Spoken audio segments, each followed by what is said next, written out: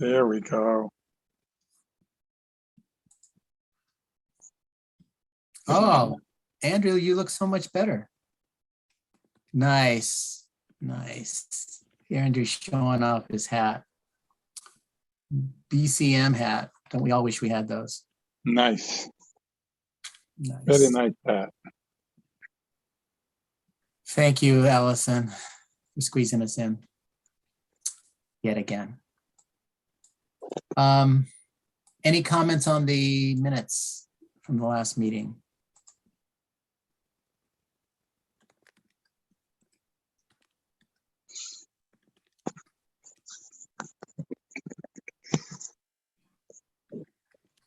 Great, I love it. Any objections to passing them as written?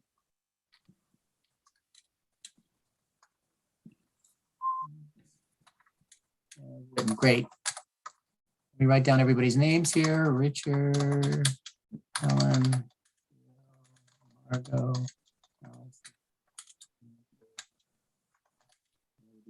and Anita. Great. First, just a quick logistical item. Then I'm not going to be here for the next meeting either. I'll be out of town. Can anybody not make it a week later? Would be Wednesday, March 9. Wednesday, March 9.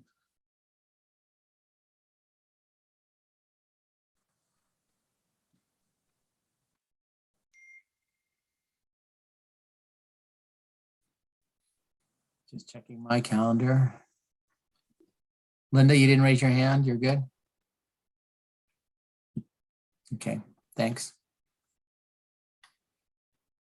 So I'm going to try to do that. I sent a note to Janice asking her if we could have the conference room because we'll be meeting in person. March 9, I may have a budget meeting, but that's if it's needed. Oh, that's like an extra one. Yeah. So we haven't needed one in the past, so. Thinking of making chocolate chip cookies, if that makes a difference, Helen. Absolutely. In terms of choosing which meeting you go to. Well, Lenny Gronos, when he was on the. Oh, yeah. Yeah, Lenny Oh, was yeah. good. Yeah. Are yours as good as his? You know, no. Yeah. What can I say?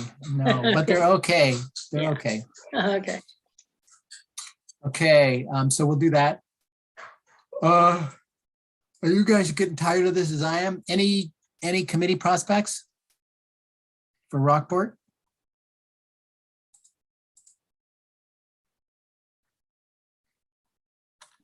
I have been talking to Andrew Daly, and there's a possibility there. It's a little more, it's going to mean a little more nudging. I'm not sure he wants, like, he's really interested in connectivity, and it's not just about off trails. He's very interested in community connectivity.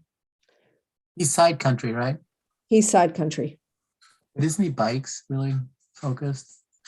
Well, bike paths between our communities are important. It's not off trail. He's not just about off trail. No, and he's got a sense of municipal stuff too. I think that's a great idea if you can get him, Margot. Well, that's who I've been nudging, and he wants more information. So he's interested. Should Andy knows me. Should I ask him if he wants to sit down, have a coffee, or I can come to the store or something like that? Yeah. Okay.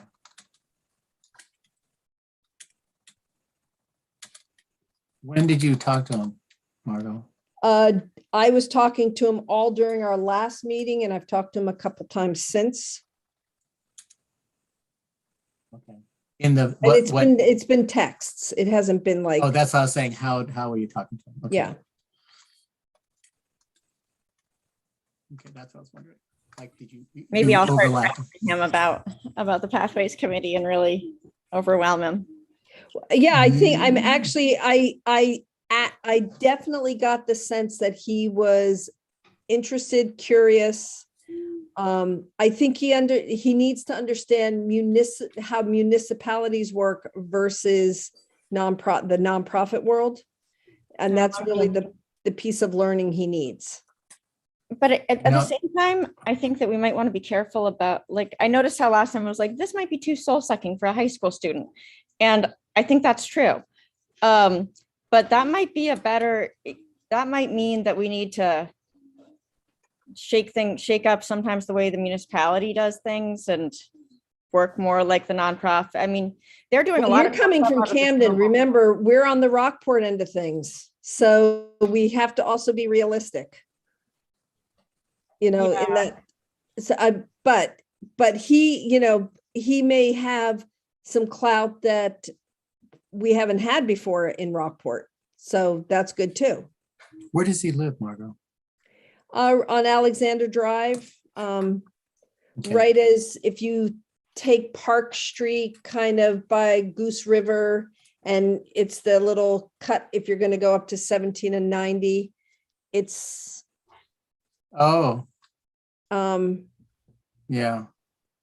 and they're committed because they've they're not going anywhere. They've invested in they're doing improvements on their home, and they're there, and they live in Andrew's grandmother's house, and so they're Rockport through and through. I mean, he grew up in Rockport.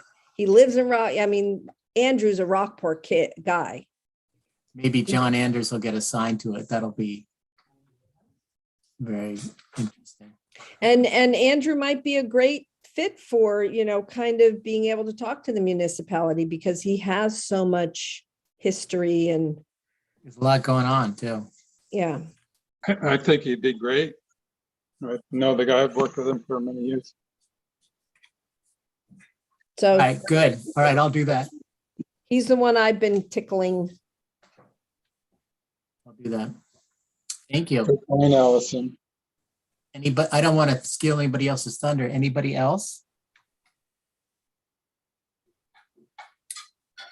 I did follow up a couple times with that gentleman that was at our meeting. Can't remember his name right offhand, but he came to a couple meetings and he emailed me. He's from Camden, interested in being on a committee. Sounds like a battleship. Yeah, general something. Yeah. Can't remember it. Luckholtz or Luke Bolts or something. He hasn't responded to any of my outreach. Last time we had a meeting, he had COVID, which is why he didn't participate, but I'll try again. Zumwalt, wasn't it? Zumwalt? That's it, Zumwalt. See, I knew it was a battleship or maybe a submarine or something. The Admiral Zumwalt. Admiral. There we That's right. go. Because we're talking the Navy.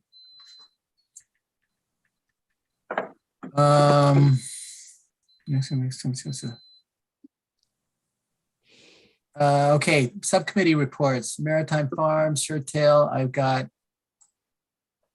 nothing.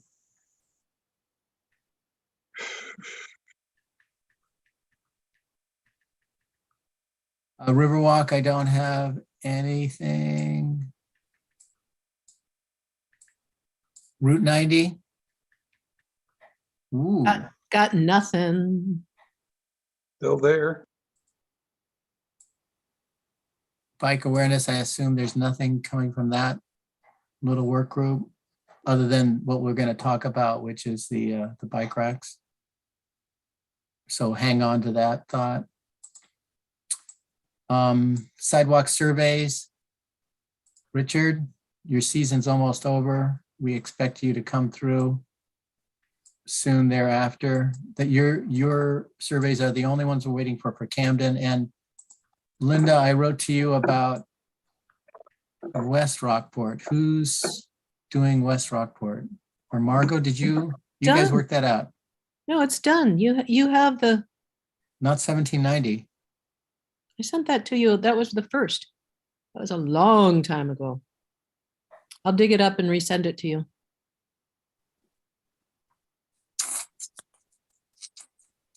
Looking, I hang do want to on. put my little plug in. I do think a roundabout makes a lot of sense at 17 and 90 for what it's worth. think- Yeah, There's a lot of people who feel that the same way, and so it's a, don't, I mean, it may just need, what, a plug from the pathways? Maybe. Is there room? Is there room there? It's a big circle. that's the issue. Tear down a few houses. I don't think think there's room. That's a major, I mean, they already tore down the trees there and Yeah. tore down the houses for that. That's a big wide intersection right now. In England, some of the roundabouts are only about 4 or 5 feet across. But we do have the trucks, Well, yeah. the Walmart trucks. Well, send it to me again, Linda. I don't have it. Okay. We can put that in as part of the recommendations then. The And roundabout there. just for having a little historical reference, I remember moving to this area back in, or actually first starting working in this area in 1980. You know how many three-way stoplights there were in all of Knox County in 1980? In the entire county. One. You're right. You know that, Richard. There I was can't tell you, one. I can't tell you where it was though. It was by the McDonald's in Rockland. That So makes sense. every single three-way light, like I remember distinctly when that three-way light came into 17 and 90, and it came after like the 7th fatality at that intersection. So now the trend is, well, in Camden, right, for the flashing beacons, right, Allison? You're going to get a whole trio of those. Where? Maybe we ask Rockport to do the same. You're getting them by Rennie's, by Park Street, down. Park Street's gonna take a little bit of like nudging, but yeah, Park Street and Free Street. This is, to put it in context, Allison, I want to hear what you're saying, but in context, this is part of the bike safety audit. And as a result of the audit, these are the Pedestrian safety. recommendations. Yeah, pedestrian safety heads up program. Yeah. What are these blinking lights? I haven't heard anything about them. It's like where you have on Mechanic Street now at the Knowlton Street intersection where you can press the thing and it flashes to go across the crosswalk. It's kind of like, it's I what we, stay out of Camden as much as I can. it's what we're trying to get put in on the, from Quarry Hill across to Cedar Crest. That one. It's like that one, when they put in the sidewalk there. Oh, this might be a good time to remind everyone of that. Of- I forgot about that. That's a great point. This Oh, might. that's maybe part, They could that's roll part, it in. no, it's part of the engineering. it? It's already part of it. Oh, good. Okay. I'm pretty sure it was on the designs. The engineering designs. Are we getting any federal money since the feds are passing out money left and right? Bill said he had some sort of a list that it wasn't on there from MDOT to help, because I know the bids are going to come in higher than what we've already budgeted. So Are you, Helen, are you talking about the Maritime Farms project? Yeah, and That's already gone out for contract. It's already been bid on and it's already done. oh, okay, good. I mean, it hasn't been built, but the bids are already in. It's It's within been budget. awarded. It's been awarded. It's already far enough along. Okay, do we know how much, what I'm trying to get, we're going into budget season in a week or so. Are we too low in Rockport? Do I need to do any more advocating? The last time I asked Audra about this, she said that Camden is the lead on it. And Mhm. so Camden will, if it needs to go into another budget cycle, Camden will cover the cost until Rockport has the opportunity to include it in the next year's budget. So Okay, if it goes over. right, okay, if I can get Does as that much make- warning, if I can get as much warning as possible, I may be able to get some in. I don't Next- think they're gonna, I don't know, Allison, is there a fixed number? I asked for it, but I haven't seen it. I don't know. Rockport's that's a little out of my wheelhouse. No, this is led by Audra. It's Camden. It's the Maritime Farms project that starts in Camden and goes to Rockport. I no, I understand that. No, I understand the project and the connection to Camden. I just don't, Oh, whether or not Rockport has enough money. no, not that question. Have you Oh. seen a total for the project? Oh, a total A bid amount of, amount? Yeah, because I can figure it out based on the splits between the two towns and how much there already is in sort of allocated funds through historic budget cycles. But Helen's it question sounds is like a lot whether of work. it's falling short of that matching part. Because And our in order, overview was on the 16th. So if I can have some numbers ahead of that, I can look for it. Like Rockport portion of the match. Right. yeah, but or just the total. But I haven't seen it anywhere. Yeah, it would be good, Helen, but it's not a deal killer if we don't get it done. Okay. Because I spoke to Audra about it, and Okay. I asked her, I said, please communicate that to Rockport. So Why not have the Rockport path? Wouldn't that be a perfect thing for Helen to ask John or? Well, if I had, yeah, that's what I'm saying is if I knew how much the final bid was, what the contract is, then I can look at what we've already put in and get some sort of an idea. As to but John Duke doesn't come to or he meetings, could- does he? I mean, it Does would be John good Duke? Does if John you Duke could go to ask come him to? just ask John to figure it out with Audra. Okay. That's his, I would think Right, that's his job to know that Rockport's made a commitment and to figure out if there's enough money. Does John Duke come to your budget meetings, Helen? I have no idea. This is the first time he'll have been up for a budget cycle. So I would Did assume- historically is the historically the town manager presents the budget. great opportunity to bring the question up. Okay, I will Yeah, do that. to say, that's Allison, you're spot on, to say, hey, I'm assuming you're in communication with Audra, who is the lead on the project Mhm, for the two towns. okay. I Good will question, let you- Helen. Good question, Helen, thanks. Yeah, and just circling back, Linda, if you could resend, if you think you've sent the 1790, I guess I missed it.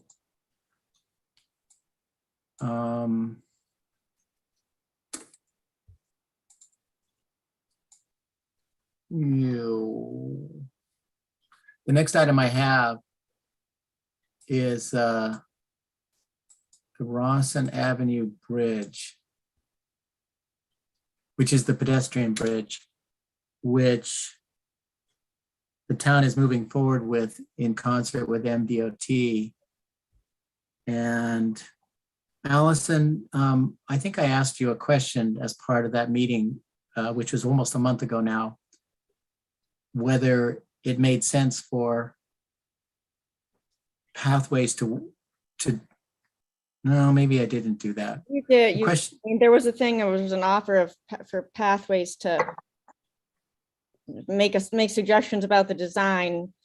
I was a little unclear as to it. It seemed like you thought it was going to be controversial.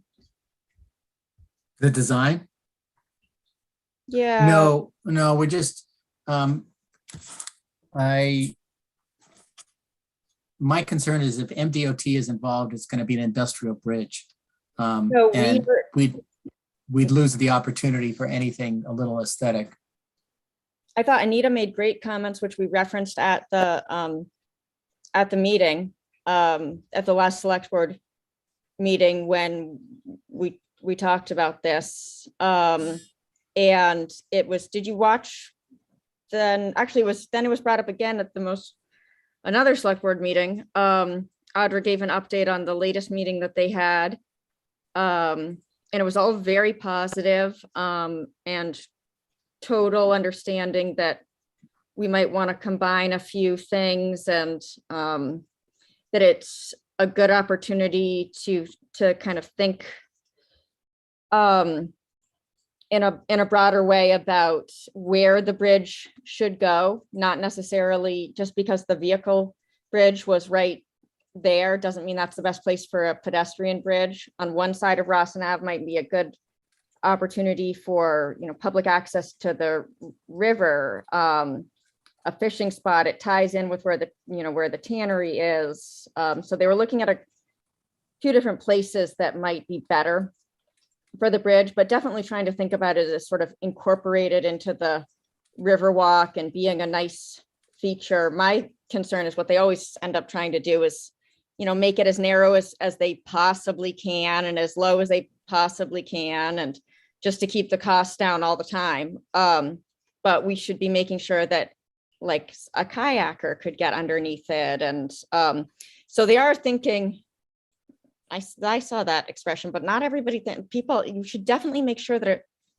you need space. That's the thing. People should be able to walk under it. It's supposed to be for wildlife passage too. It's not supposed to be as narrow as possible.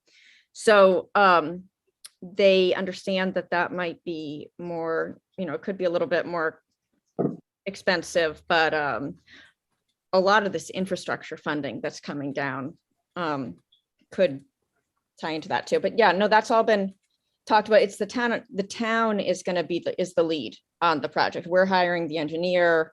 It's not just a DOT thing, for better or for worse. Yeah, it's a locally administrative project, I think. But if you have one thing that, could be nice is other places where you've seen pedestrian bridges that you believe are aesthetically pleasing. I think that's the kind of like thing that's helpful to have, like for Dave St. Laurent bumping around in everybody's heads. Like this is an example of one that's good, so that they can, present that to DOT and stuff. I think there's going to be a good amount of opportunity for input if it's necessary as part of the grant or part of the agreement with DOT. We have to do a public hearing and that kind of stuff. But right now would be a time to send just, these are ideas of bridges that we think are good in other places, or how it So might. I think with that, Allison, you would help me clarify what my question is for the Pathways Committee. Can I get a couple people that would be interested in coming up with some recommendations that when the opportunity comes for public information meeting or whatever, we can send it to Dave casually also? That's not really what I'm saying. No, I'm asking. I'm not asking. Sure. I said I'm synthesizing in my mind is that it's much more powerful if the suggestions say not from Jeff, but the suggestions come from the Pathways Committee and say, hey, we've looked at some different things and these are some options of what we would consider appropriate for that location, and this is why. I mean, I guess it's more just fluid than that. Just it's an aesthetic, everybody can have their own opinion, I guess, of what in this isn't really what we need the Pathways Committee to do, is weigh in on aesthetically pleasing bridges. If there's something that's important to consider for bikes but I'm just saying, as you and as individuals, I don't think everybody on this committee has like a lot of ideas about necessarily aesthetically pleasing bridges. The time that they're doing it is right now. It's happening in the background. It would be. That's why it's the right time to give that input. Yeah. So in other words, I- if I wanted my students to be able, like I could see a couple of them glomming on to a no concrete bridge, a bridge not made out of concrete. Yeah. It's so something along those lines, and having some real strong reasons why would be That's what I'm talking about. okay. Yeah, but Who is that's- those ideas put before? Who is receiving those ideas? Well, they've Allison? been, It's Dave, but like Dave St. Laurent, but Okay. they've sent some examples of things they've done in other places. It's not going to be concrete. I mean, the abutments might have a little concrete, but it's, I think I can see why you're concerned because of past design choices and other bridges in town. But it seems to be going in a good direction. I know Dave and Audra are both actually pretty excited about making it a nice bridge and project. It's actually a really pretty big opportunity to make this a nicer public space. You know, the end of the, like, that road is a public area and can be, they're talking about whether there needs to be a place for a turnaround or whether there needs to be a place for parking. But yeah, I mean, I don't know if I'm hesitant to say the Pathways Committee should provide a recommendation on aesthetically pleasing bridge, because I think that the select board would be like, Allison, that's not really what. Not looking to the select board, Allison. I'm just going to Oh. send it to Dave, just to Dave.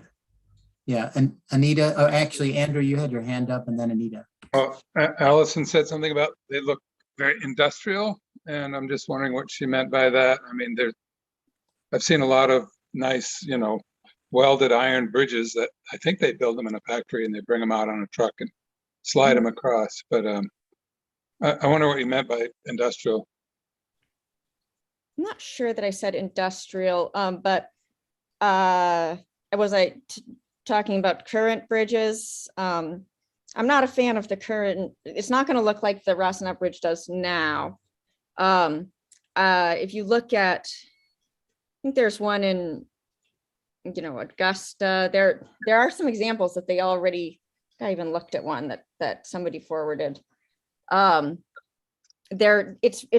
like what you're saying. They're going to do abutments and then the bridge is going to be welded and made and it's somewhere else, I'm assuming. That's what all the things that we've sort of kicked around are. It's not going to be just it's not going to be like it is now. It'll So be like Allison, Bridge, you're saying but that bigger and you're saying that it's not appropriate for members of the Pathways Committee to weigh in on what it should look like. Who is it appropriate to decide what it should look like? Is this a very small group? I think That you're you're saying misinterpreting. only they have a right to say what it should look like? I think you're misinterpreting. I think it would be wonderful if you, Anita, with your, I think your ideas about, and I think everybody would agree that your ideas about what the bridge should look like would be valued. There are other citizens also that have written with their ideas. I think that it's formally tasking the Pathways Committee with providing some kind of an aesthetic recommendation is not, it's not necessary because it's not what it's advocacy to like not make an industrial concrete bridge is not what's needed right now. It's some ideas about what looks aesthetically pleasing. I think that's all. I think it's appropriate for anybody to provide ideas. If you want to coordinate with a couple people and send your ideas, I think that's great. I think anybody that's listening to this live stream, if they've seen a spectacular pedestrian bridge somewhere and they'd like everybody doing, I think it's an appropriate thing for anybody to weigh in on. There is no assigned small group. And I think anybody is free to say at any point, where are you in the design and have you, but right now it's fairly wide open, but the idea is that it'll be a connection to the Riverwalk. It may or may not be in exactly the same place as the current bridge.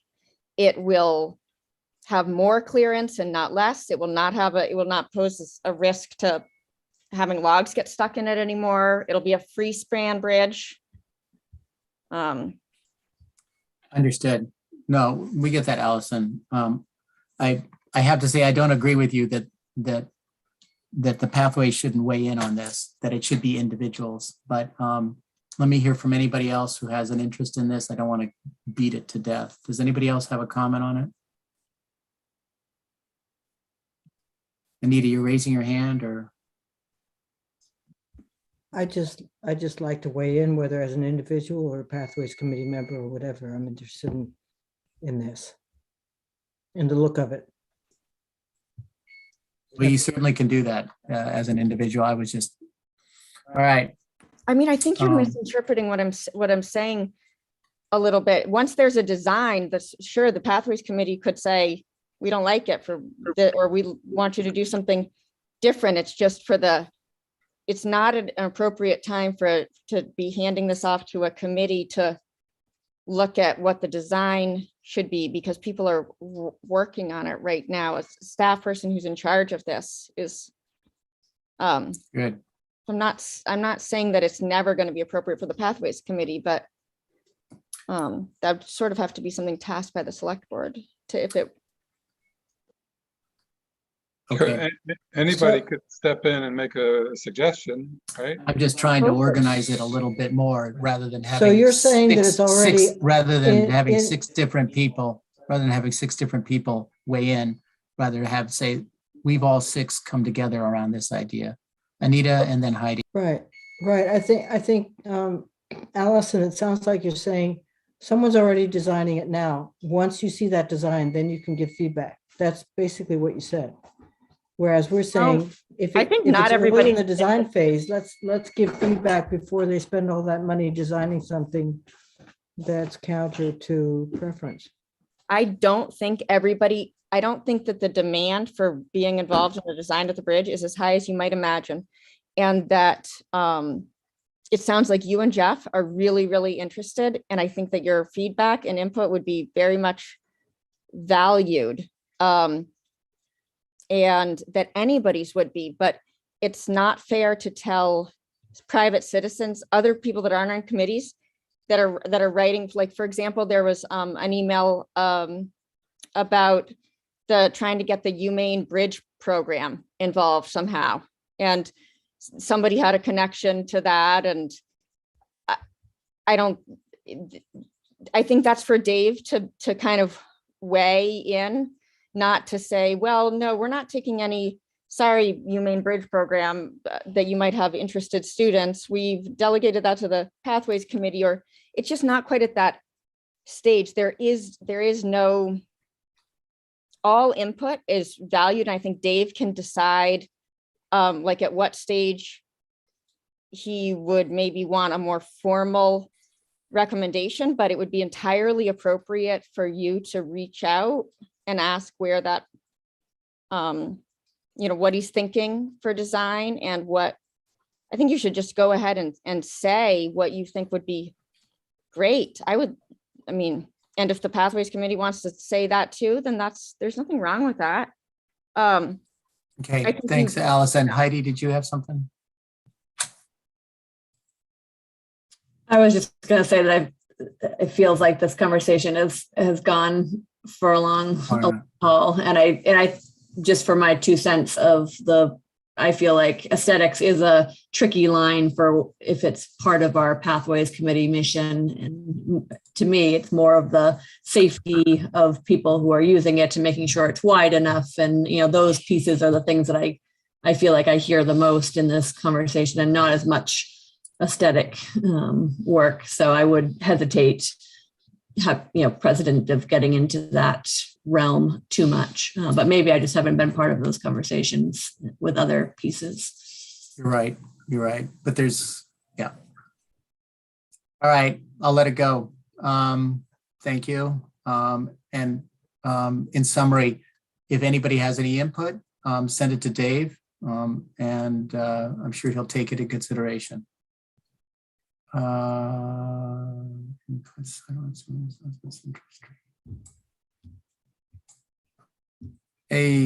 So we have two discussion items, and both of them relate to Dave from last week. One of them is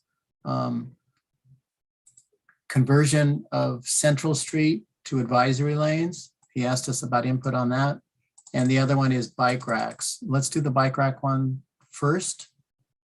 And the process will be Andrew and will sort of give us a summary of what they learned, and then we'll hopefully come to a conclusion about what to recommend back to Dave. And then we'll forward that recommendation to Dave. Okay. All yours, gentlemen. Okay, Great. Will, you there? I'm here. Yeah, you hear me all right? Yeah, Will and I had a great walk downtown and looked at all of Dave's suggested spots. One feeling we got right away was, not too comfortable leaving my very expensive bicycle in the street like that. But we did find other spots, and Will pointed out a great spot across from Rite Aid, and then we found a spot next to Rite Aid. There's a mini park there. Right, Will? Yeah, we found quite a few, and maybe it would help to go over kind of categorically thinking about the on-street sites that Dave has already mapped out, and then look at some of the off-street sites, and then even some off-street sites that would be more focused on wall-mounted racks. So I have some examples in each of those categories, and we talked about safety, as Andrew mentioned, not only for pedestrians, but bikers and people in the cars, but security for bikes themselves being parked there. The racks, you recall from Dave's description, needed to be removable, and his suggestion and preference for the fish design, which we're going to look at, suggested that we wanted them to be appealing, but of course affordable as well. So we're kind of weighing those factors. One of the issues with the fish we found out was it needs to be bolted to concrete, and so it's not really movable. The one Will mentioned attaching to the sides of buildings. There are, on the side of French and Braun, there are 2 or 3, they look like giant door handles that you can attach a bike, and there's a little sign that says you can attach your bike here. And that looked pretty good, because personally I like parking my bike close to where I'm going to be, so I can kind of keep an eye on it through the window or whatever. But yeah, we did find one bike rack is in front of the post office. That's been there for quite a while. But if we did use bike racks that we have to put in Dave's spots, they would have to be pretty tall so that cars would have a difficult time backing over your bicycle. And then probably some cement curbing, maybe, to make it even more difficult for cars to run over your bike rack.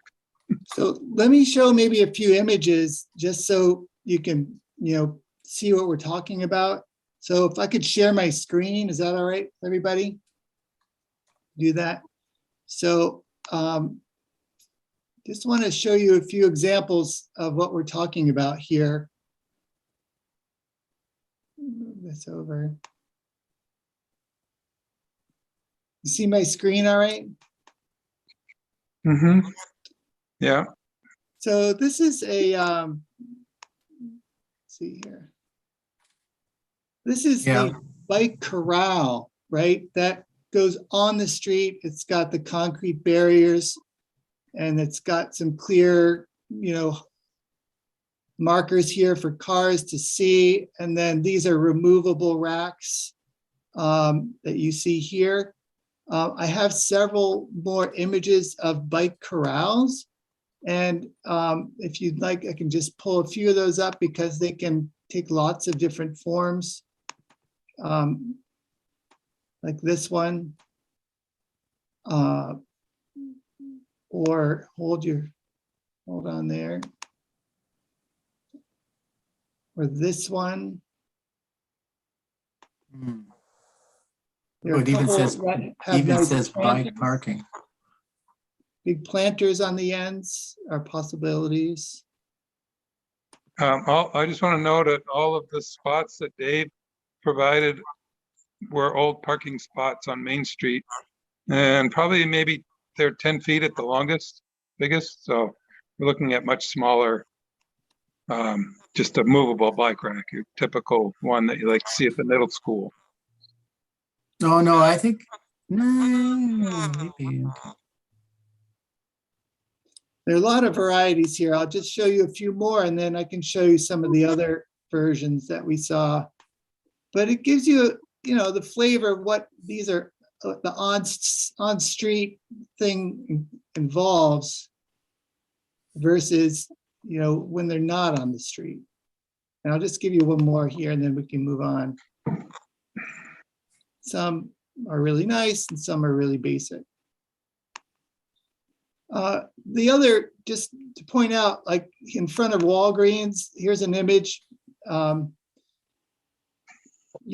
are a couple benches there, and this could be an off-street location where we could put a rack that probably is better suited as a location for the fish, which is what Dave recommended, or he expressed preference for this. It probably would not be suitable for on-street parking. We could also look into, as Andrew just mentioned, versions of this kind of very basic design that would also be removable. It could fit on a bike corral. That would be fine. And then the other thing to highlight is the wall mount that was mentioned. This is outside of French and Braun. So some of these might be able to go up next to the town office on the wall there. There's a little alleyway, and maybe even in the alleyway to the public landing. So I'm going to stop sharing the screen for now and just see if you have any thoughts or questions with that little bit of information. There was another spot, like right in the park, town park, right next to, I don't know, it used to be the fish market, this store in there. You could put a bike rack in there. And then a lot of the buildings, you could bolt those hand rail type things to just put a bike lock on. As long as the sidewalk's wide enough. A lot of those bike racks that you showed, Will, those U-shaped ones, just this pipe goes up and over. They tend to not hold a bike up very well. Right. Bikes tend to slip down and lay on the ground, but yeah, so there's plenty of options out there. Guys, what's the height of the fish one? What are the dimensions of the fish? Good question. I'd have to look that up, which I can do if you want me to do that right now. I think those are really attractive. It doesn't look too much like Disneyland or something. No, I think it would actually brighten up the town a little bit. The utilitarian ones are just like that. They look drab, and I thought with the utilitarian ones, we could put flagpoles on them so that cars would see them when they wouldn't back over them, and then you could hang maybe a colorful flag off of it, and, or bike logo on it of some kind. Just dress them up a little bit with bright colors, and so they're more visible. And then some concrete barriers like Will showed to keep cars from backing over them. Yeah. Linda, I just pulled it up on that website. I don't see any dimensions right here, but I could find out.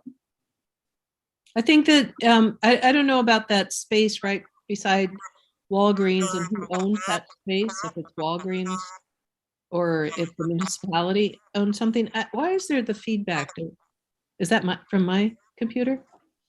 No, I get it. I think anybody gets it when they talk. I'm not clear on where it's coming. Yeah. Anyhow, that's a place that needs to be kept looking nice, and I hope that there's no chance of cutting any of the greenery there. You're talking about the little Walgreens park there, Linda? Yeah. Yeah. Yeah, there are 2 benches and some greenery around that. And so that's just a possibility. We could also go across the street at that concrete slab. The other thought was maybe that build out where there is now construction going on the corner right across from French and Braun. That's a possibility as well. The concrete slab that Will mentioned used to have 2 phone booths on them. Remember those things, those metal boxes? metal and glass boxes. By Verizon. Yeah, that was nice, those phone booths. And the slab is still there, and you could put a really nice something or other there, you know. And one other thing I want to point out, I was in Salida, Colorado, and there are bike racks all over town, and the town or somebody left bicycles in the racks. I started noticing they were kind of used and worn out, but it looked really great if you're just driving through town to see a lot of bikes kind of hanging around. I like that. We have a Um, whole basement full of old bikes collected by the police department at the Opera House. Like, if anybody ever wants to see it, I'd be happy to show you. That could be that's kind of a good It's a- idea to it's a make it cool idea. seem We like c- bikes are more popular than they are. We're And gonna we can- stage bikes like we're selling the town. Right. Yeah. yeah. Fake it till you Recycle the make it. bikes, and we could recycle and move them around so that people don't think they're just in one place. I Right. think it's a cool idea. There is Um, a bike rack on the public landing, and it has 2 bikes in it right now. It's surrounded, almost buried in snowbanks, but Yeah. they must move that around when they plow. So what I'm hearing is generally big picture. Dave St. Laurent said, what would be your recommendations for bike parking on the streets, basically adjacent to pedestrian crosswalks? He's looking for that. And what I hear from Will and Andrew are alternatives that are actually not on the street. And so that's almost a discussion point about whether how we feel about on-street parking versus not on-street parking. Yeah, I agree with you that initially our focus was the on-street, parking, and what became very clear is it's not a one-size-fit-all kind of scenario, because the safety concerns on street parking are very different. You need a different kind of rack setup, and that's where the bike corral comes into play, which is, just a whole different thing than what you see in the fish example, unless you put the fish inside a bike corral, which is possible. I think the Yeah. fish needs to be That's bolted down. It's just a very tall, skinny thing, and it would tip over. Yeah, it needs something more. Anita? I just wanted to remind folks again, if they, I don't know if they already knew this, Dave St. Laurent said that the places that he was designating as possibilities on the street were actually kind of leftover spots from when they did some repainting, and they were half-length car parking spots. Half length, and so they thought, okay, this would be a good spot for bicycle parking. So that is where that came from. I don't know how a corral and a rack and everything would fit into that space. It seems like, I don't know.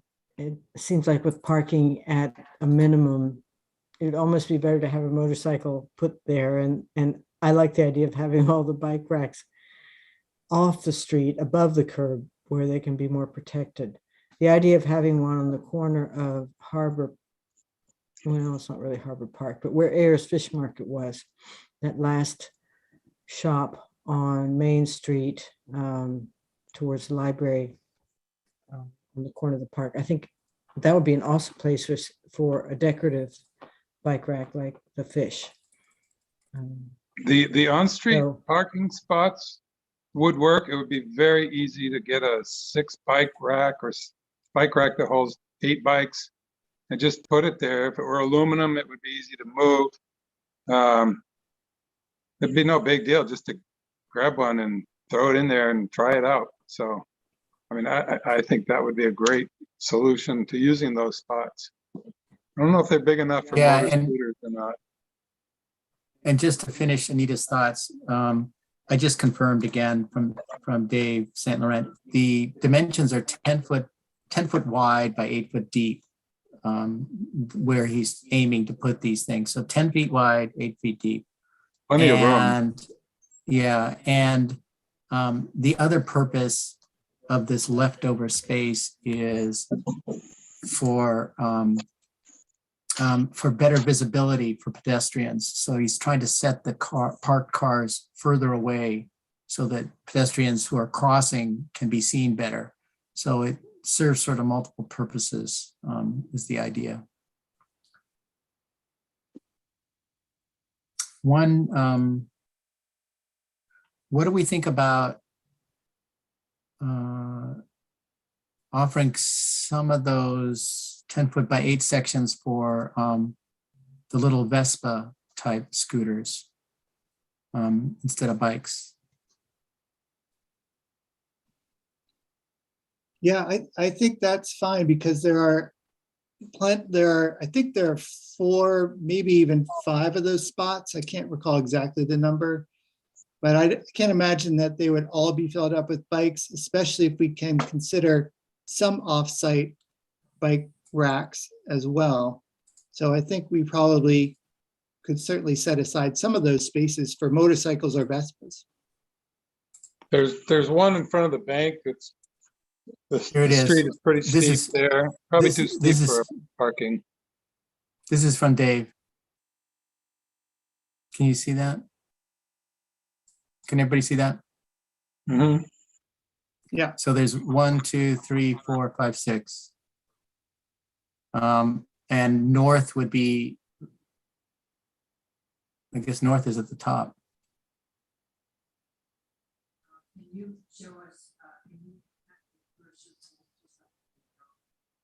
I don't know. I'd have to zoom in a little bit to see what's going on. Town of Camden, Town of Camden. I don't see any landmarks. I don't even see a road. Oh, there's Commercial Street.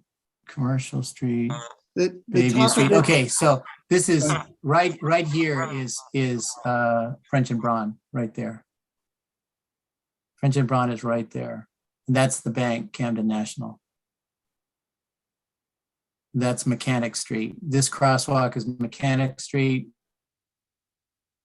This crosswalk is Washington Street up here. Okay. There was another spot we talked about across from French and Braun, across the big sidewalk, the crosswalk there. It's Here. there's a store in there. I can't remember what it is. It used to be Brown's Market years ago, but where the new tree is. Yeah, right here. Yeah, that's Um, pretty wide there, and there would probably be room for like a wall-mounted, loop to lock your bike to, lean the bike Mm. against the wall. There's a lot of room there. Right now there isn't because they've got that. They're doing construction.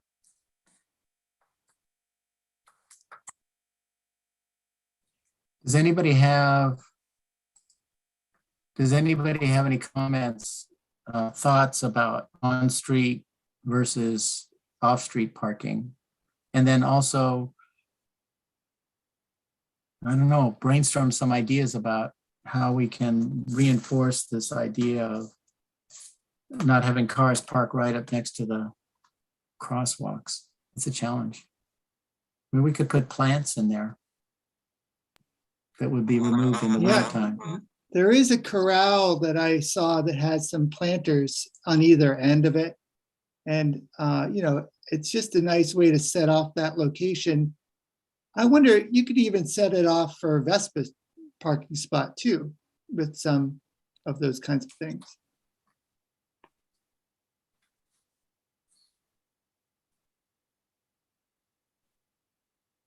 So my preference, having seen these locations, is that it's probably better to keep the bikes off the road. And so if we can find some off-road, off-street locations that would work for bike racks, I think we should recommend that to Dave.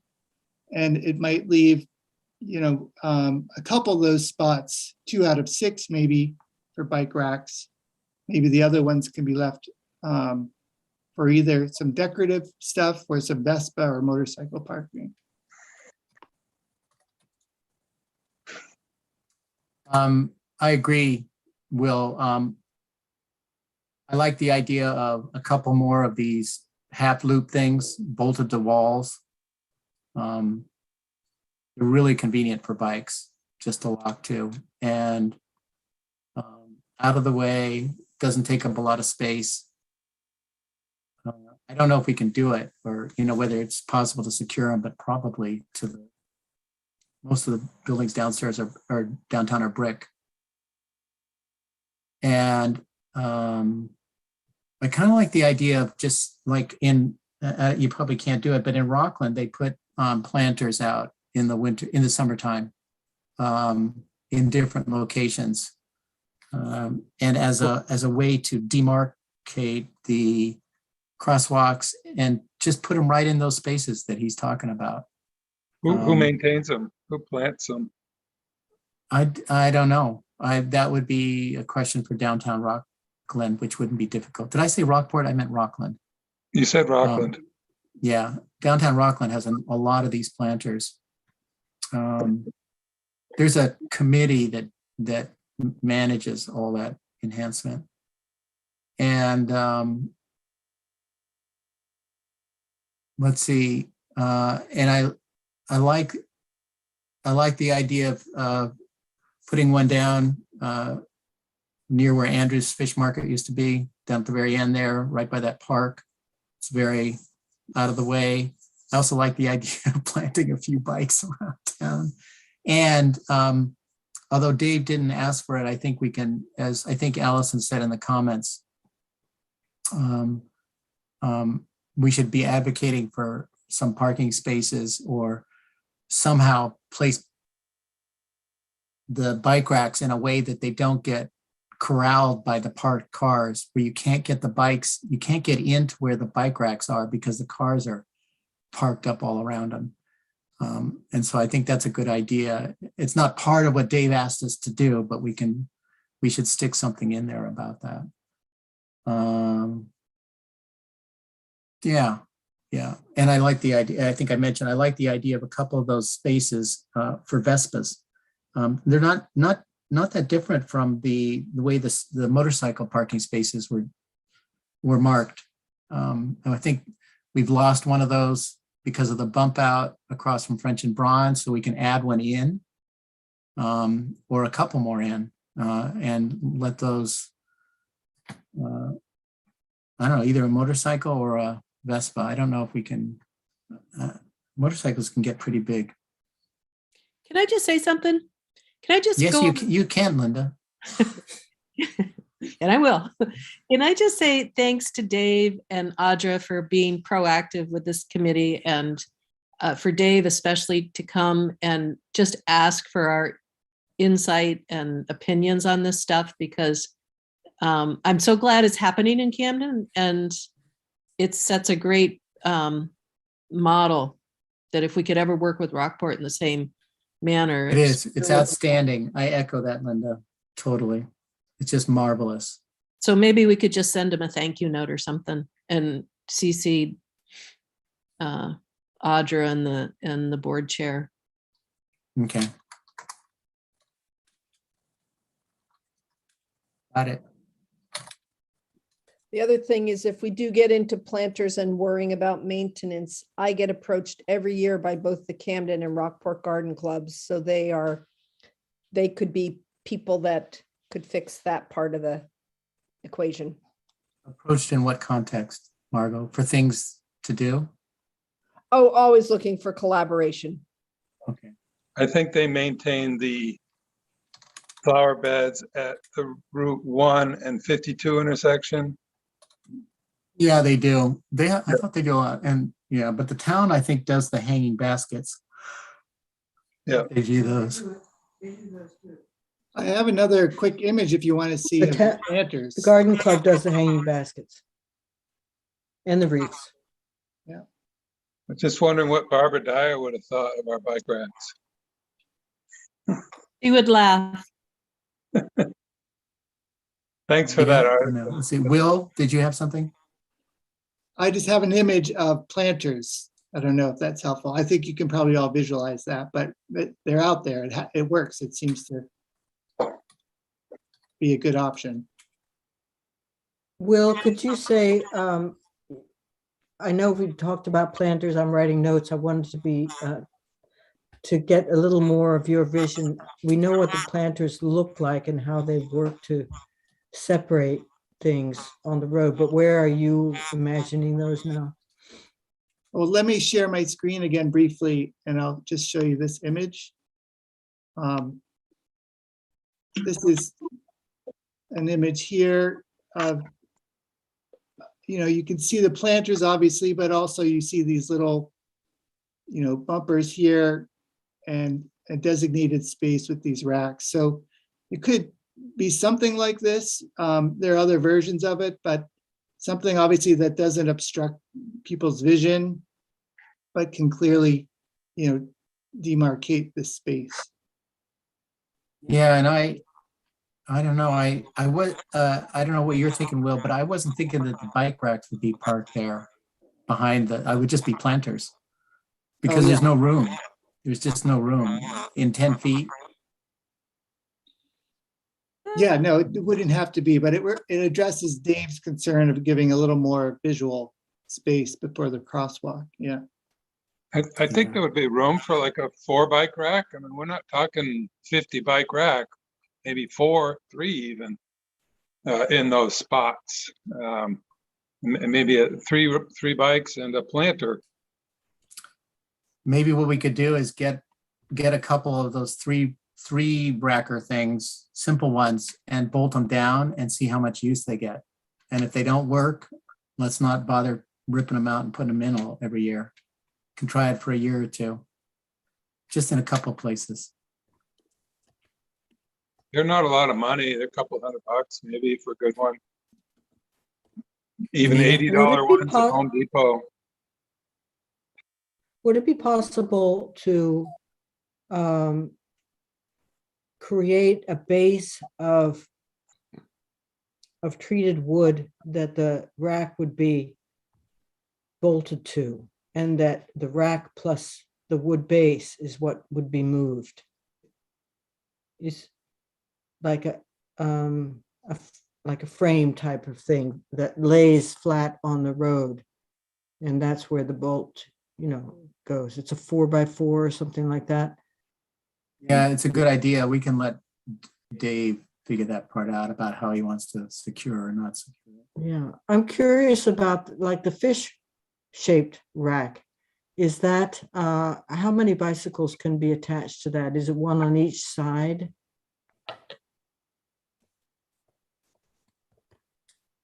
I can share that with you again. You can see it's really designed probably for you could probably go both sides, but I don't think it's probably as stable as a lot of these other racks that we're seeing. I'll just share my screen one more time here with you. You can see,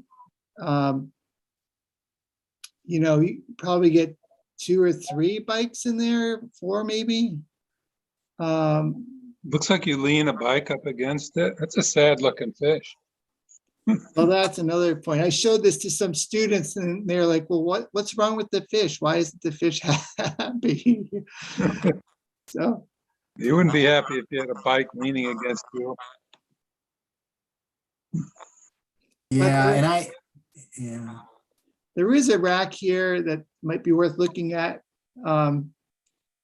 That can be bolted down to what you're describing. See this one, Anita? It's freestanding hoop rider.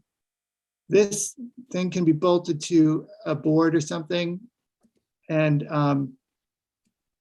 you can probably only fit, 4 or 5, maybe 6 bikes on that, but it gives you some idea.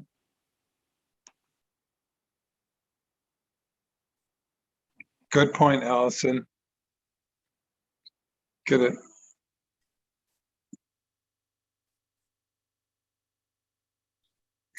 Finish that thought, Andrew. Good thought about what, Allison? Oh, that Allison made a suggestion of welding a sculpture or something to a cheap bike rack, a simple 4 or 5 position bike rack, and say put a flagpole on it and attach a nice decorative something or other, like a fish. You could get the students down at Region 8, because I think they have a welding program to get There you go. creative. Right, that's what he was going to do at first. There was somebody that was working for the town for a little bit that had some of those skills. And so the idea was to, take some of those bike racks that we had and, just weld something extra on there. This is all really, really great quality input, just like exactly the kind of thing that I think as Dave or anybody else as not a cyclist might not think of. But it's just like, I think this is all going to be really, really helpful stuff. So thank you. So how does it unfold from here, Allison? Like what would be helpful to Dave from this committee? Like how would we go forward with that? I just sent a text message saying, you've got to watch the Pathways Committee meeting. This is so great. So I mean, I think that I personally think the best thing would be just for you to give this or presentation to Dave, or probably Dave will watch the meeting and be like, oh, this is what would be helpful to me. I'll I try to think summarize back it. and forth, that like that brainstorming is helpful too. So not just like a document that says, you know, these are our recommendations, but more like, okay, these are some of the things that we were thinking, and then have him be able to say, oh, well, what about this or what about that? I mean, I think that would probably be really fruitful for just a conversation with a couple of you as a follow-up. So. And just to put it out there, Linda mentioned Midcoast, but we've got a artist welding program at the high school, and they're always looking for partnerships and ideas. So That'd be there great. could be, like, if the idea were there, I think the actualization could happen pretty quickly. That'd be great. That would be ideal if we could get some students involved. Like when the watershed school magically transformed the public landing building there, was so great. Finally, these things that we kicked around for so long, it was just like, just do it. And they did it, and it was awesome. And we finally overcame that barrier. So. Sounds good.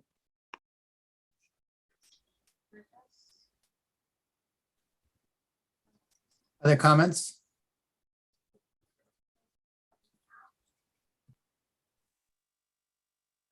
Nice job, you guys. What I'll do is I'll try to, between Anita's notes and my notes, I'll try to put together a short thing, send it to Dave and say, let's chat about this. And plus encourage him to watch this little brainstorming session, which I think he's got already from Allison. Okay. Unless Will or Andrew, you want to summarize the discussion. I don't want to steal your thunder. No, it sounds good. I did send Will a photograph of a simple bike rack that had a superstructure on it for hanging helmets and gloves and things. And I just had a thought, we could have something like that and hang some lobster buoys off it, or some planters or things like that. Just to, you know, very simple, very inexpensive. Yeah, they were like $100 bike racks. Get at Home Depot. I do want to put a plug in for putting a pump in downtown. One of those industrial ones that can't be stolen. A bicycle pump? Yeah. And Oh, a little good.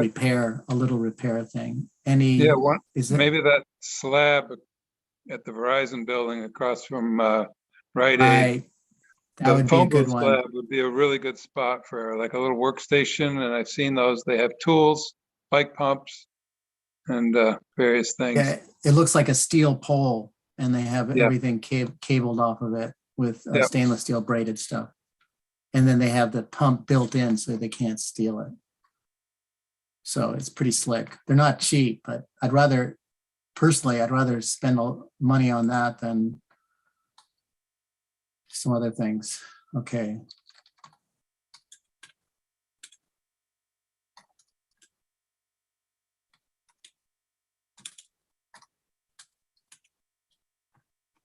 Okay, last item. Dave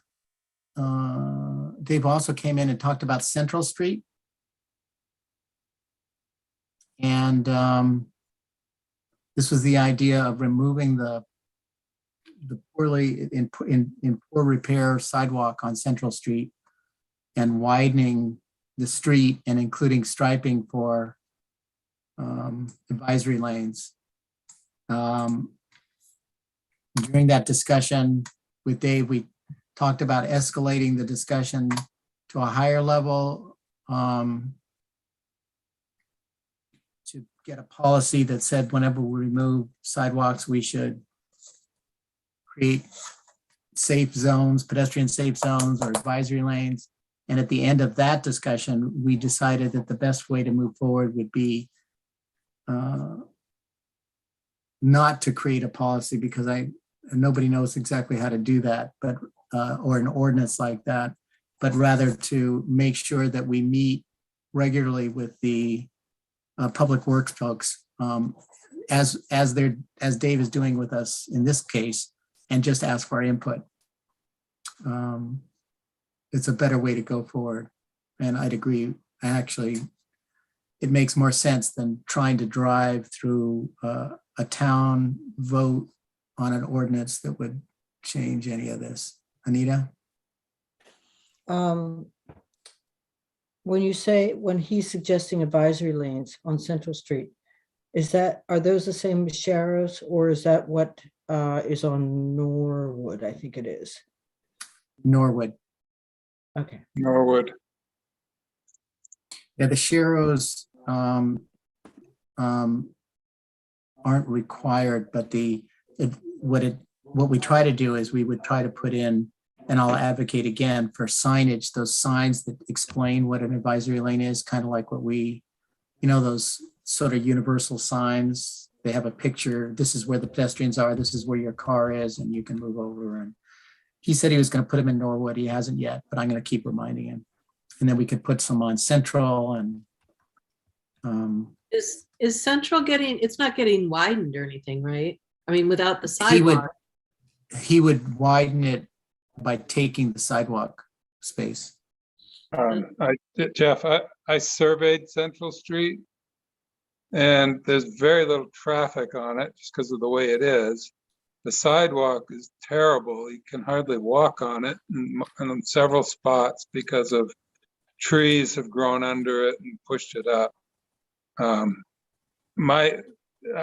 If he does that, I bet cars will park there more too in those advisory lanes, but it's such a quiet street, probably no problem riding a bike up the middle of it.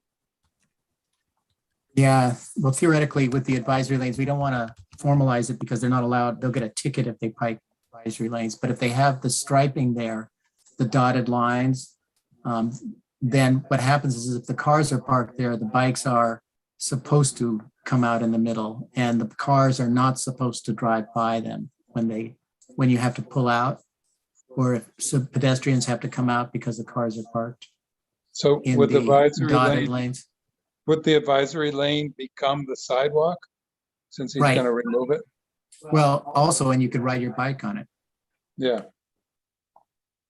Yeah, and we're not allowed to ride bikes on sidewalks if you're over 12 years old. So is the design safe for pedestrians? The new design? Well, it's not as safe as a sidewalk. A sidewalk would be safer. So then we're endorsing it because we like the concept of shared streets, and we think that Central Street is a scenario for that. Or is it being pulled out, the sidewalk being pulled out because it's a cost, it's expensive to maintain and it has to be rebuilt. So it's easier to pull it out, because I think that that's the same for Mechanic Street in Rockport. But then, seems like we haven't come up with a good discussion or a conversation about how we're keeping it safe for pedestrians. I understand for bikes, it might be better. But for the 6-year-old kid darting out in the road after the ball or whatever. Well, the sidewalk doesn't stop that either, but No, but we'll stick on the sidewalk, kid. You know what I mean? It's like, yeah. we haven't had that conversation. Yeah, it's a good point, Linda. I think it comes to it's a tricky thing to weigh when you have, as Andrew said, you have a street that doesn't have a super amount of traffic. Is the cost of maintenance and or installing sidewalks on such a street the right move for a small municipality that has a limited budget? And that's sort of what Dave is measuring here. And if the cost of maintaining it or installing it isn't worth it, is there something else we can do as a community to make it a little bit safer, or at least remind people to be safe, more cautious on this road? It's like, we'd love it if we had enough money that we could provide this infrastructure everywhere. But if you have to make a choice, that's the question. I know, but philosophically, we're starting to go down that path of, okay, which Rockport already does. No, it costs too much. We can't possibly do it. No, nobody's going to use it. It's, we can't do this. So then, somehow money is more important than, comes at the safety comes at the expense of the money part of it. That's a good point, Jump Linda. Well, Allison and then Will and then Andrew. Oh, I'll just wait until everybody, I think those are great points, and I'll just listen to everybody else, and then if I have anything to add, I didn't know anybody else had comments. Will? Yeah, I just, looking at a little map here of Central Street, what have we talked about the one-way option where you take half the street for cars and the other half for bikes and pedestrians? That's something I see out in Missoula. You've got a couple roads, right? You've got 105 and Mountain Street, right, running parallel. So it's not like cars couldn't go the other way. But that's just a way to, free up space if you designate it as one way. But that's a whole new concept for maybe this town.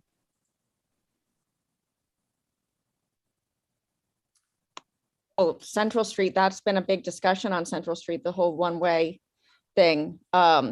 We made Central Street one way. That lower part of Central Street became no entry, so it's a little bit different than one way, but it ultimately kind of makes it one way, and that was based on a lot of neighborhood input, not wanting people to use that as a cut through anymore. They wanted speed bumps, and this was kind of the compromise. I'm wondering if when we did that, I was kind of trying to think if anybody knows what the conversation would have been when they installed the sidewalk on Central Street there, because Camden's not really known for just putting in way too many sidewalks everywhere. So it makes me think that somebody must have felt like we really need a sidewalk on Central Street. Maybe, like, has anything changed? Maybe was there more Route 1 traffic before? People were using that as a cut through, and then did you have people flying up the top of Central Street too? Like, I was trying to think if there are any justifications, like changes that would mean that, like, Central Street needed a sidewalk before, but it doesn't now.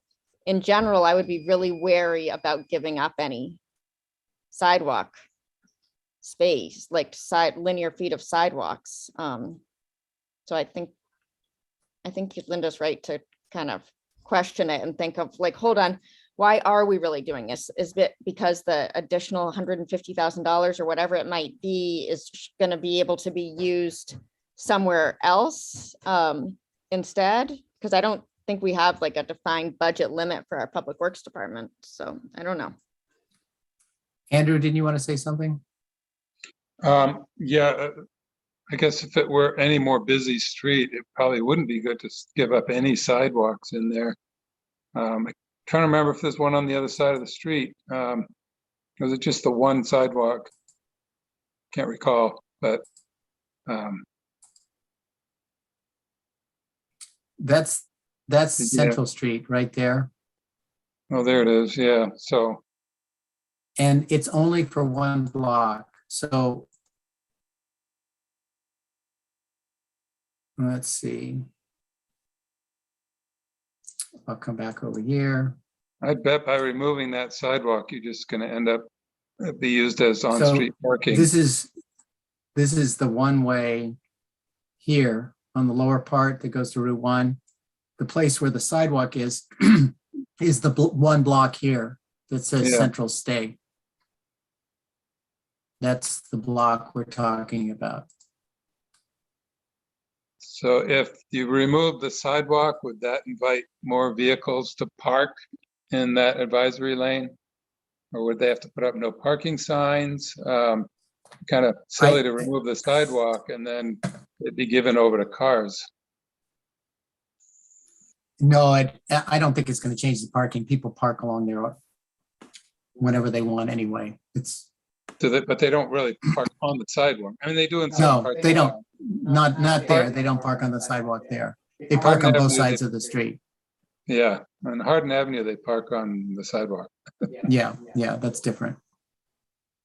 You should call the police. When I call the police almost every day, actually not as much lately, about sidewalk parking. The appropriate way to handle that is to report it to the police department, and because a lot of people don't know, like they don't think about how it's detrimental to pedestrians, and the police should get better at noticing it. It's a parking infraction. It's bad for the sidewalk. We operate It's off. bad for the sidewalk. We operate off It destroys the sidewalk. And if people don't call, then it doesn't get perceived as a priority. The only way that they know what the priorities of people in town are really through complaints. So calling dispatch, unfortunately, it feels wrong, but I've been told so many times by Randy, we pay a huge amount of money for that service. So calling them and they'll send an officer right out and ask the person to move. Okay. I've been taking a slightly different, because I usually see people when I run or ride by, and I just stop and tell the person, do you know you can get a ticket for parking like that? And I just let them know. And they go, yeah, whatever. Well, someone has to follow through with that ticket, Jeff. So I'm getting you on the other side. I don't know if they've ever given tickets, but. Anita? Jeff, I thought this whole time we were talking about the curved section between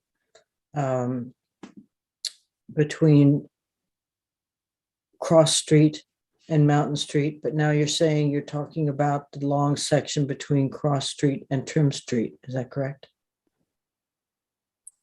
That's the only section I know that has a sidewalk. Yeah, that's correct. There's no sidewalk on the other part. It's wider, it's quite a bit wider, and there's on-street parking, but no sidewalk. Yeah, that kind of changes things for the way I'm looking at it anyway. I think that having a sidewalk in an area that is so densely built up, a dense neighborhood, and very close to town, it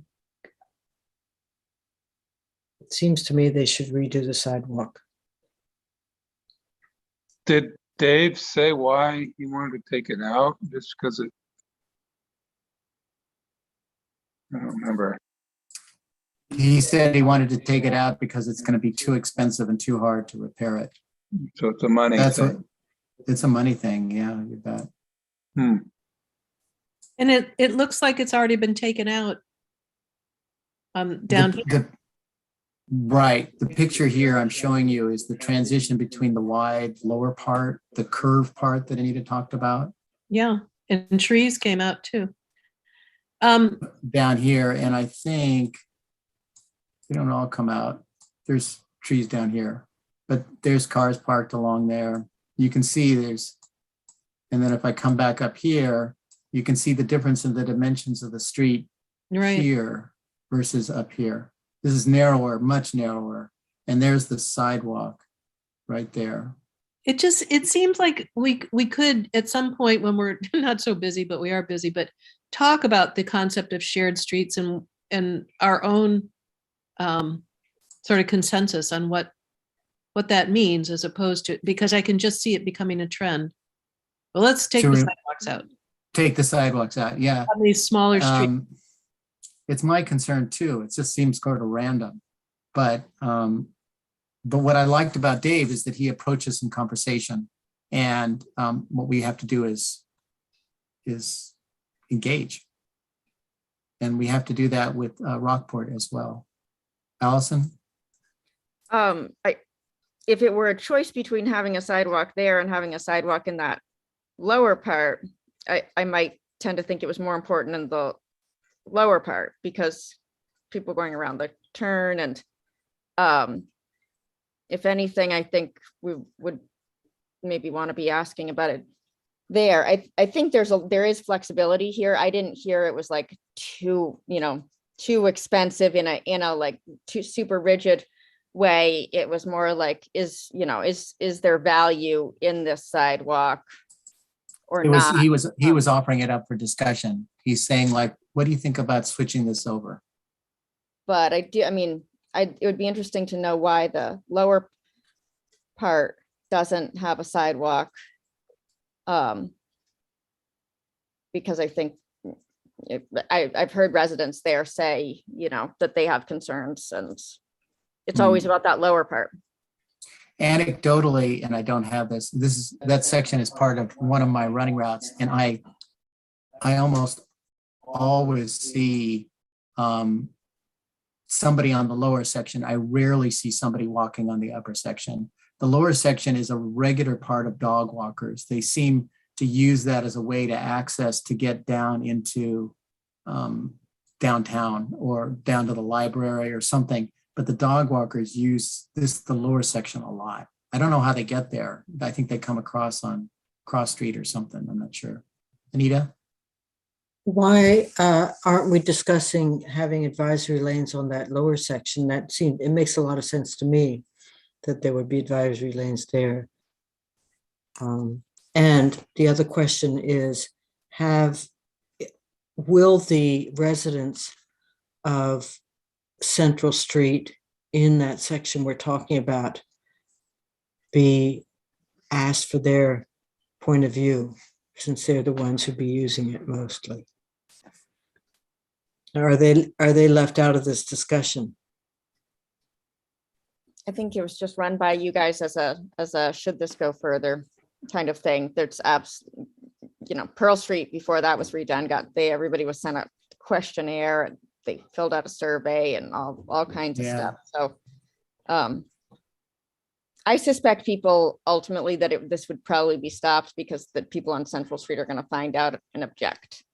But if everybody were like, oh yeah, we've been not wanting that sidewalk for years, thanks. Then, if nobody says anything, then maybe we shouldn't have one there, but I kind of doubt that. So the more we talk about it, it seems like the more, as a member of a sidewalk committee, we should probably look into keeping that sidewalk there, rebuilding it, and not giving it up, because it just seems like it'll get given up to on-street parking. It's a narrow street. It should probably have a sidewalk. It does fizzle. When it gets to Cross Street, it fades away like 20, 30 feet before it even gets there. So that does need to be fixed. Not Cross Street, Trim Street, sorry. yeah, Trim, the upper one is. Yeah, the upper one, it goes away like way too soon. It needs to come all the way up. And there's no sidewalk for it to meet when it gets there. You have to cross Trim Street to get to the sidewalk on Trim. Right. That's not that unusual though. So what I'm hearing, I'm aware of the time here. What I'm hearing, unless someone has any additional input, is we'll tell Dave that generally we'd like to keep the sidewalk. We think it has value, and that in fact we'd actually like him to consider if possible, to put in advisory lanes on the lower part because of the amount of traffic. I think he can't though, because of that turn, that curve there. There's something about line of sight, forcing cars into the middle when they can't see around the corner. I don't think that's possible. That's what advisory lanes do. It forces the cars into the middle, that they're not supposed to be driving on the sides. That's why they sort of come and go. Yeah. So I don't know if that'll be possible, but anything else? That does happen on Norwood. I see people turn off of Route 1 and then hop right in the middle of Norwood, thinking they're staying between the white lines. And it's not wide enough for two vehicles to pass between the white lines. That's what it's supposed to do. They're supposed to move over. But if it's a Yeah. blind curve, it's harder. You can't do that. People who So don't know that, they'll drive right down the middle of it. actually, you know what? On the lower section down there, well, it is two-way. It's just for the entry that's one way. Yeah. Thanks, everybody. Any parting comments? Remember to change your calendar for March. Well, actually, I'll need to confirm that to make sure we have a room on that. I've got a picture of the downtown bike rack, the public landing bike rack. I don't know if you can see that. Yeah, There it is. Got Tom Siskey's bike and then another bike that looks like it's been abandoned. I want that saddle. Get that saddle for me. It's a good one. Tom rides his bike all the time. He lives on a boat and rides all the way out 52 to near where I live. Oh, Yeah. that's a good story to highlight. I'm always Yeah. looking for year-round bike riders to reference. Yeah, He there rides are a couple of year-round bike riders commuting to work too. The middle Colin school commutes. is pretty full lately. They've got quite a group. Which, Colin- which one? The middle The bike, school. the Oh, bike good. rack in Yeah. front of the middle school. I'm always Great. really happy to see a ton of bikes parked there. That's great. I've seen a group of kids gathering in the parking lot across from Graffin's on their bikes with their backpacks and everything. About 7:30, 8 o'clock in the morning. Where are they going? School, I assume. They head out towards Camden. They ride they're- through the winter on They've their, done it every single day all through. You can go on the middle school Facebook page and read all about it. yeah, That their group? fat tires. That's what I see. I see these fat tire bikes Or parked. some of them have studs now. Mm. Cool. It's like the old Trans Ams. Instead of the Trans Ams and the Corvettes, they've got the fat tires. Yeah. I've got a webinar in 15 minutes, so I'm leaving. I'm toast. Yeah. Thank you. Thanks, everybody. Thank you. Thank you, Hey. Allison. Good night. Good night. Night.